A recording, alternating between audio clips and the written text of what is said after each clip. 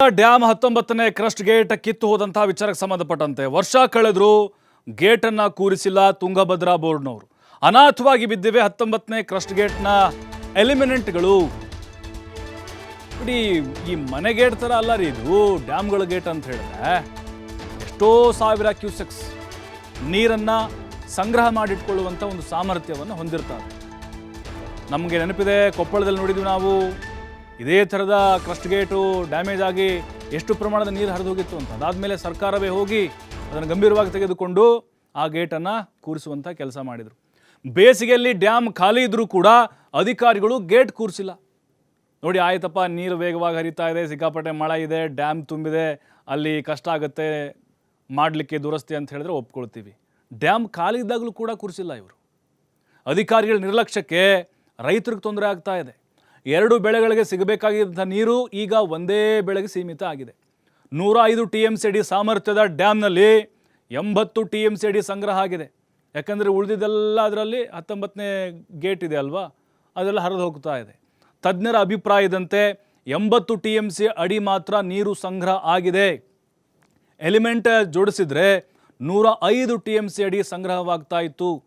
ಮಳೆಗಾಲ ಮುಗಿಯೋವರೆಗೂ crust gate ಅಳವಡಿಕೆ ಅಸಾಧ್ಯ. ನೋಡಿ, ಅದು ನೀರು ಖಾಲಿ ಆಗೋವರೆಗೂ, ಅಂದರೆ ಇನ್ನೂ 1 ವರ್ಷದವರೆಗೂ ಅದನ್ನು ದುರಸ್ತಿ ಮಾಡೋದು ಡೌಟೇ ಅಂತ ಹೇಳಲಾಗ್ತಾ ಇದೆ. ಬಿಸಿಲಿಗೆ ಹಾಳಾಗುವಂಥ ಆತಂಕ ನೋಡಿ, ಎಲ್ಲ ತುಕ್ಕು ಹಿಡಿದ್ರೆ ಎಲ್ಲ ಹಾಳಾದರೆ ಮತ್ತೇನು ಮಾಡಬೇಕು? TB ಬೋರ್ಡ್ ಅಧಿಕಾರಿಗಳು ನಿರ್ಲಕ್ಷ್ಯವನ್ನು ವಹಿಸಿದ್ದಾರೆ ಅಂಥೇಳಿ ರೈತರು ಕಿಡಿಕಾರ್ತಾ ಇದ್ದಾರೆ. ಅಂದರೆ ದೊಡ್ಡ ಪ್ರಮಾಣದಲ್ಲಿ ನೀರು ಸಂಗ್ರಹ ಆಗ್ತಾಯಿತ್ತು ಡ್ಯಾಮ್ನಲ್ಲಿ, ರೈತರ ಬೆಳೆಗಳಿಗಾಗ್ತಾ ಇತ್ತು, ಕುಡಿಯೋಕೆ ಉಪಯೋಗ ಆಗ್ತಾ ಇತ್ತು, ಸಾಕಷ್ಟು ನಾಲೆಗಳಿಗೆ ಹರಿದು ಹೋಗ್ತಾ ಇತ್ತು, ರೈತರು ಬೆಳೆದಂಥ ಜಮೀನುಗಳಿಗೆ ಇದೇ ವರದಾನ ಆಗಿತ್ತು. ಆದರೆ ಈಗ ನೋಡಿದ್ರೆ ಆ ಕ್ರಸ್ಟ್ ಗೇಟನ್ನು ಇನ್ನೂ ದುರಸ್ತಿ ಮಾಡೋಕ್ಕೆ ಮುಂದಾಗಿಲ್ಲ. TB ಅಧಿಕಾರಿಗಳು, ಅಂದರೆ ತುಂಗಭದ್ರಾ ಅಧಿಕಾರಿಗಳು ನಿರ್ಲಕ್ಷ್ಯವನ್ನು ವಹಿಸಿದ್ದಾರೆ. ಬೇಸಿಗೆಯಲ್ಲಿ ಮಾಡುವಂತಹ ಪ್ರಯತ್ನನೂ ಕೂಡ ಮಾಡಿಲ್ಲ ಇವರು. ನೋಡಿ, ಎಲ್ಲ ಹಾಗೆ ಬಿದ್ದಿದ್ದಾವೆ. ಈಗ ಮಾಡಬೇಕು ಅಂತ ಹೇಳಿದ್ರೆ ಅದು ಕಷ್ಟದ ಕೆಲಸ. ಯಾಕಂದರೆ ನೀರು ವೇಗವಾಗಿ ಹರಿತಾ ಇದೆ, ದೊಡ್ಡ ಪ್ರಮಾಣದ ಮಳೆಯಾಗಿದೆ. ನೋಡಿ, ಸಾಕಷ್ಟು ನೀರಂತರೂ ಹರಿದು ಹೋಗ್ತಾ ಇದೆ. ಅಂದರೆ ವೇಸ್ಟೇ ಇದು. ಅಂದರೆ ಡ್ಯಾಮ್ನೊಳಗಡೆ ಸಂಗ್ರಹವಾಗಿರುವಂಥ ನೀರೇನಿದೆ ಅದು ಮುಂದಿನ ದಿನಗಳಲ್ಲಿ ಭವಿಷ್ಯಕ್ಕೂ ಕೂಡ ರೈತರಿಗೆ ಉಪಯೋಗ ಆಗುತ್ತೆ. ಹಾಗೆ ಕುಡಿಯೋ ನೀರಿನ ಉದ್ದೇಶಗಳಿಗೂ ಕೂಡ ಅದು ಅನುಕೂಲ ಆಗುತ್ತೆ. ಆದರೆ ಈಗ ನೋಡಿ, ಕ್ರಸ್ಟ್ ಗೇಟು 19 ಕ್ರಸ್ಟ್ ಗೇಟ್ ಏನಿದೆ ಅದಿನ್ನೂ ಕೂಡ ಕೂರಿಸುವಂತಹ ವ್ಯವಸ್ಥೆ ಆಗಿಲ್ಲ. ಭಾರೀ ಪ್ರಮಾಣದ ನೀರು ಹರಿದು ಹೋಗ್ತಾ ಇದೆ ಅನ್ನುವಂಥ ಆರೋಪ ನಮ್ಮ ಕಣ್ಣಿಗೆ ಕಾಣಿಸ್ತಾ ಇದೆ ಅದು. ಯಾಕಂದರೆ ಒಂದೊಂದು ಗೇಟ್ನಲ್ಲಿ ಸಾಕಷ್ಟು ಪ್ರಮಾಣದ ನೀರು, ಅಂದರೆ ನಾವು ಅಂದಾಜು ಹೇಳೋಕ್ಕೆ ಹೋದರೆ ಒಂದು 4,000 to 5,000 ಕ್ಯೂಸೆಕ್ಸ್ ನೀರು ಹೋಗ್ತಾ ಇರುತ್ತಂತೆ.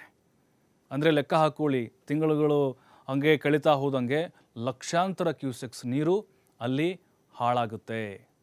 ಅಂದರೆ ನದಿಗೆ ಹರಿದು ಹೋಗುತ್ತೆ, ಸುಮ್ಮನೆ ಸಮುದ್ರದ ಪಾಲಾಗುತ್ತೆ.